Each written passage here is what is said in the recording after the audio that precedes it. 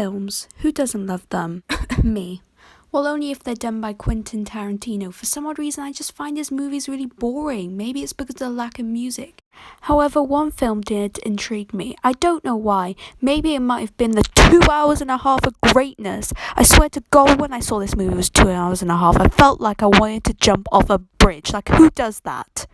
In this video, I'll be analysing evil, and today I'm going to be covering Hans from Frozen. I'm just kidding, I mean Hans from Inglourious, but yeah, you get the point, portrayed by Christoph Waltz. He is seen as one of the best villains in cinematic history, and I can see why.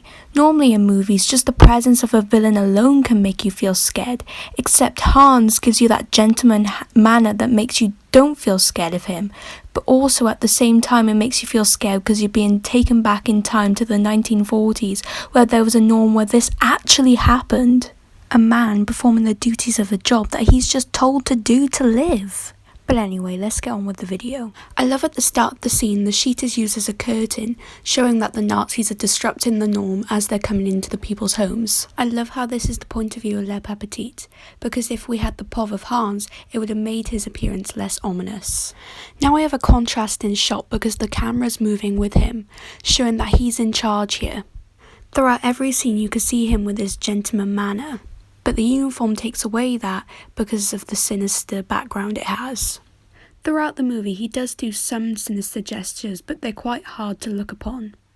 There is no doubt that you can't tell that these girls are nervous, and Hans keeps on adding to those nerves. I mean, if you look at this shot where he moves to Charlotte, you can still see the Nazis in the background, showing what might happen to them if they don't do as they're told. He gives the girls uncomfortable stares, especially Charlotte, by holding her hand and staring into her deeply. Like, mate, you're old enough to be her grandfather. Marry me instead, I'm very lonely, please help. It is also said that when he grips her hand, that he's checking her pulse to see how nervous she is. I wonder where we saw that, huh? He locks eyes onto Charlotte again, giving an uncomfortable look between her and her father. There should be a sequel where, like, Landa gets with Charlotte. Like, this is just a love story. Then when one of the other girls are pouring the drink, he's looking up and down, thinking about what he can do to her. I'm just saying, Hans Landa is just a ladies' man, isn't he? The milk represents him acting like he's innocent, but in reality he is in control of this situation. When Hans asks to switch the conversation into English, the framing completely changes. Petite is almost being pushed into the right corner, suggesting that Hans is on to him. All these moves that Hans is doing is intentional. He is conscious that he's doing this, and these movements he is doing is really weird for a time period like this. When Hans gets out his papers, this is where the scene really starts to change gears, as he can't be bothered to pretend that he doesn't know what Le Petit is doing. Just like when I can't be bothered to upload videos. When he puts his papers away, he starts to describe Nazis as hawks and Jews as rats, suggesting his anti-Semitism and his prejudiced ideas. It also shows that he's proud of what he does in his profession. When he gets his pipe out, it shows how much dominance he has. The smoke from the pipe is used as a source of intimidation. He uses the pipe just like how Sherlock Holmes uses his pipe.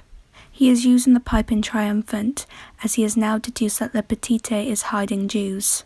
At this moment I've only been talking about his gentleman manner, but right here you can see him going cold, and that he's willing to use violence to get what he wants.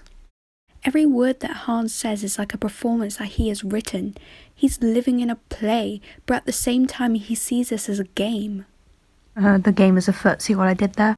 In the final few moments of this scene, Hans says adieu and au revoir. Adieu is used if you don't know if you're going to meet the person again. However, au revoir is used if you're certainly going to meet that person again. When he says au revoir to Shoshana, he's threatening her, implying that he will find her and he will kill her. He calls her Shoshana because when he gets the list out, he has deduced that that is her. It just shows how great his deduction skills are. Now this is where things get a little bit controversial. Did Hans recognise Shoshana? Personally, I think yes. He ordered her milk. Obviously she is very, very uncomfortable. And also there's a moment where he doesn't know what he's going to say because he debates about whether he will confront her. Again, it shows his gentleman manner because he won't start his food until Shoshana has started her food. Apart from that, there's nothing really to comment here on this scene. In this scene, he recognised a dead bloke, saying that he has a higher rank than what he had previously before, showing the competition and just linking directly back to evil. Additionally, this shot makes him look big, suggesting he's in control. This shot shows him deducing the crime scene. Obviously, it shows that he has a taste for it outside of his job. In other scenes, Hans has discussed that he loves his name, the Jew Hunter, and you can see why in this scene. He loves to play with his prey. He knows that that woman in the cast was at the bar that he was inspecting earlier. When he starts laughing and he has to look at his medals to reassure himself, it just shows how full of himself he is.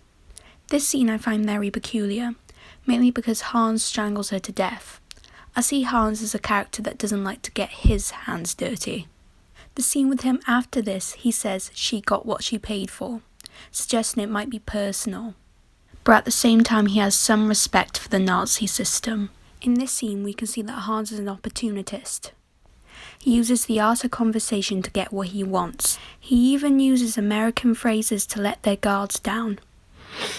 Ooh, that's a bingo!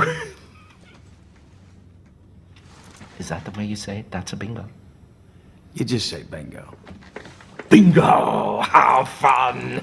This scene represents who you truly are scars you, and this scene is kind of ironic because Hans has scarred Jewish families and now he himself is now getting scarred literally. And that concludes the video. What are your thoughts on Hans Landa?